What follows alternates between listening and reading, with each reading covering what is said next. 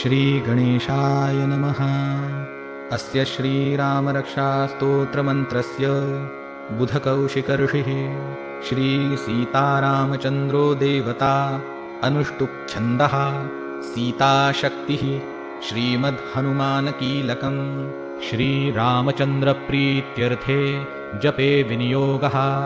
अथ ध्यानम् ध्यायेदाजानुबाहुं धृतशरधनुषं बद्धपद्मासनस्थं पीतं वासोवसानं नवकमलदलस्पर्धिनेत्रं प्रसन्नं वामाङ्कारूढसीतामुखकमलमिलल्लोचनं नीरदाभं नानालङ्कारदीप्तं दधतमुरुजटां मण्डनं रामचन्द्रम् इति ध्यानम्।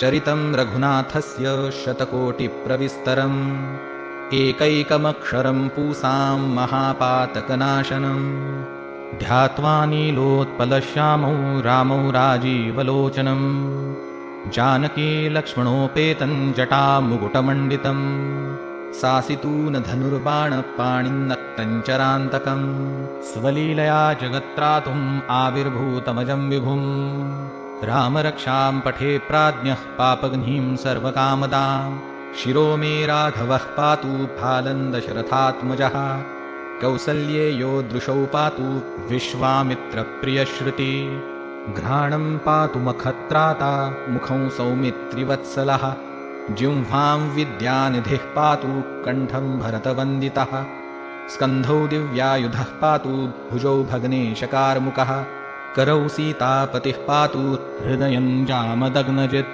मध्यं पातु खरध्वंसी नाभिं जाम्बवदाश्रयः सुग्रीवेशः कटी पातु सक्थिनी हनुमत्प्रभुः ऊरूरघूत्तमः पातु रक्षः कुलविनाशकृत् जानुनी सेतुकृत् पातु जङ्घे दशमुखान्तकः पादौ बिभीषणः श्रीदः पातु रामोऽखिलं वपुः एतां रामबलोपेतां रक्षायः सुकृती पठेत् सचिरायुः सुखी पुत्री विजयी विनयी भवेत् पातालभूतलव्योमचारिणश्छद्मचारिणः न द्रष्टुमपि शक्तास्ते रक्षितौ रामनामभिः रामेति रामभद्रेति रामचन्द्रेति वा स्मरन् नरो न लिप्यते पापैर्भुक्तिं मुक्तिं च विन्दति जगज्जयित्रेकमन्त्रेण रामनामनाभिरक्षितं यः कण्ठे धारयेत्तस्य करस्था सर्वसिद्धयः वज्रपञ्जरनामेदै यो रामकवचं स्मरेत् अव्याहताज्ञ सर्वत्र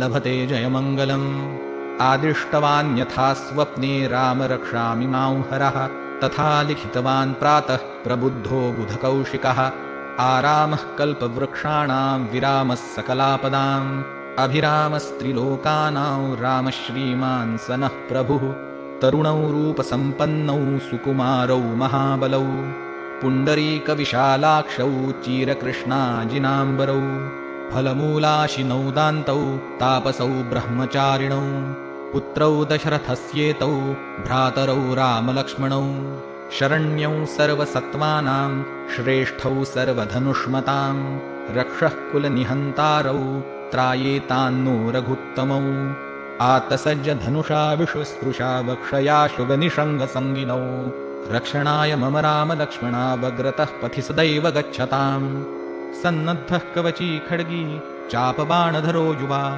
गच्छन्मनोरथोऽस्माकं रामः पातु स लक्ष्मणः रामो दाशरथिः शूरो लक्ष्मणानुचरो बली काकुत्स्थः पुरुषः पूर्णः कौसल्येयो रघुत्तमः वेदान्तवेद्यो यज्ञेशः पुराणपुरुषोत्तमः जानकीवल्लभः श्रीमान् अप्रमेयपराक्रमः इत्येतानि जपेन्नित्यं मद्भक्तश्रद्धयान्वितः अश्वमेधाधिकं पुण्यं सम्प्राप्नोति न संशयः रामं दुर्वादलश्यामं पद्माक्षं पीतवाससं स्तुवन्ति नामभिर्दिव्यैर्न ते संसारिणो नरः रामौ लक्ष्मणपूर्वजौ रघुवरौ सीतापतिं सुन्दरम् काकुत्स्थौ करुणार्णवौ गुणनिधिं विप्रप्रियं धार्मिकं राजेन्द्रौ सत्यसन्धन् दशरथतनयौ श्यामलौ शान्तमूर्तिं वन्दे लोकाभिरामौ रघुकुलतिलकौ राघवौ रावणारिम् रामाय रामभद्राय रामचन्द्राय वेधसे रघुनाथाय नाथाय सीतायाः पतये नमः। श्रीराम राम रघुनन्दन राम राम, श्रीराम राम भरताग्रज राम राम, श्रीराम राम रणकर्कश राम राम, श्रीराम राम शरणं भव राम राम। श्रीरामचन्द्रचरणौ मनसा स्मरामि, श्रीरामचन्द्रचरणौ वचसा गृह्णामि, श्रीरामचन्द्रचरणौ शिरसा नमामि, श्रीरामचन्द्रचरणौ शरणं प्रपद्ये। माता रामो मत्पिता रामचन्द्रः, स्वामी रामो मत्सखा रामचन्द्रः, सर्वस्वं मे रामचन्द्रो दयालुर्नान्यं जाने नैव जाने न जाने। दक्षिणे लक्ष्मणो यस्य, वामे तु जनकात्मजा, पुरतो मारुतिर्यस्य तं वन्दे रघुनन्दनं। लोकाभिरामौ रणरङ्गधीरं, राजीवनेत्रं रघुवंशनाथं, कारुण्यरूपं करुणाकरन्तं श्रीरामचन्द्रं शरणं प्रपद्ये। मनोजवं मारुततुल्यवेगं, जितेन्द्रियं बुद्धिमतां वरिष्ठं, वातात्मजं वानरयूथमुख्यं श्रीरामदूतं शरणं प्रपद्ये। कूजन्तं राम रामेति मधुरं मधुराक्षरम्, आरुह्य कविताशाखां वन्दे वाल्मीकिकोकिलम्। आपदामपहर्तारं दातारं सर्वसम्पदां, लोकाभिरामं श्रीरामं भूयो भूयो नमाम्यहम्। भर्जनं भवबीजानां मर्जनं सुखसम्पदां, तर्जनं यमदूतानां राम रामेति गर्जनम्। रामो राजमणिः सदा विजयते, रामौ रमेशं भजे, रामेणाभिहता निशाचरचमू रामाय तस्मै नमः। रामान्नास्ति परायणं परतरं, रामस्य दासोऽस्म्यहम्। रामे चित्तलयः सदा भवतु मे, भो राम मामुद्धर। राम रामेति रामेति रमे रामे मनोरमे, सहस्रनाम तत्तुल्यं रामनामवरानने। इति श्रीबुधकौशिकविरचितं श्रीरामरक्षास्तोत्रं सम्पूर्णम्।